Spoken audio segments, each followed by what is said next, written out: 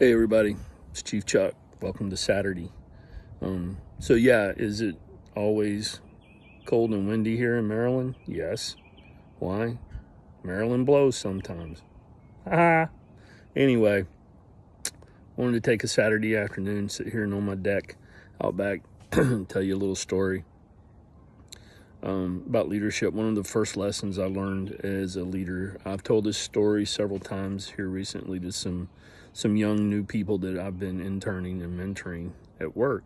So figured I'd share it with you guys.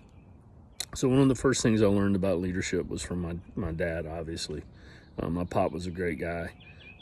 Taught me a lot, but I didn't realize that until I was 30-something years old, 20-something years old, late 20s, early 30s. Of course, up until then, he was the dumbest guy on earth, and then now, in later life, he's the smartest son of a gun I ever knew, and I love him for it. God rest his soul, Pop. So anyway, first thing I remember was I was kind of young, and my dad decided to run for city council. We lived in a little town in northeast Georgia. I mean, this town was so small, it didn't even qualify as a one-dog town. We had to rent a dog on weekends to be a one-dog town. One traffic light that flashed constantly, and, about 2,000 people. So anyway, he decided to run for city council. I think I was 10, 11 years old, 12 years old maybe. And he got elected. He's a pretty popular guy. He was a telephone man, but we'll get into that some other time. But he got elected and got assigned to, part of his duties was the sanitation department.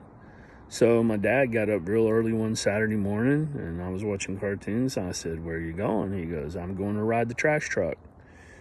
And I was mortified. And I just knew that some of my friends or my friends' families were going to see my dad riding the back of the trash truck around town picking up trash on a Saturday. Yeah. So, me being the preteen mortified, oh my God, my dad's such an embarrassment. We sat there and he came back and he's like, "What's your problem?" And I'm like, "You rode the back of a trash truck. You're a telephone man. You're the city councilman. You don't have to do that." And he told me that, "Yes, son, I did have to do that because if I'm going to be assigned to be in charge of this department, then I certainly need to know what they're doing. And I need to know what their job's like and how hard it is and how good it is and how bad it is and what I can do to help them. How will I know that I can ever help them until I appreciate what they're doing?" Lesson number one. After that sunk in a little bit, I said, "Okay, that's fine." Didn't dawn on me till years later, obviously, how that lesson would impact me later in my life.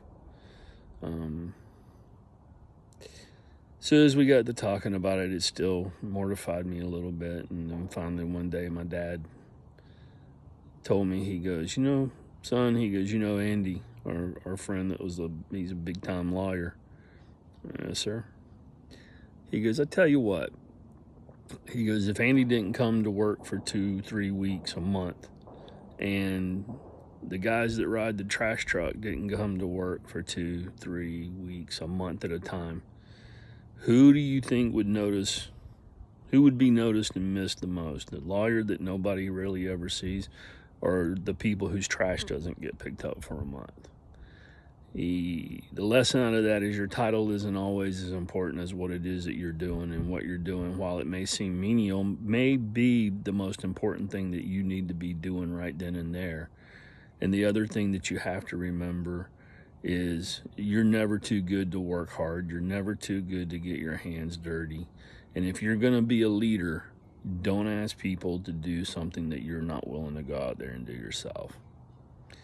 Anyway, that's another quick one. Yes, I wear this every day just about in the springtime. I'm not wearing my stocking hat. Got my good Ray-Bans on because it's a little bright out here. But hey, I hope you guys have a great weekend. I hope you have a great Saturday. Do me a favor, spread the word about this if you would. I'm going to try to do this 2-3 times a week. A little bit easier than typing, as I said the other day. But I do have a Substack. Go to substack.com, search for Chief Chuck, the Rudder and Compass. or you can search for Bourbon and Biscuits. I put a good article out there today talking about Saturday morning. So it's a Saturday theme today.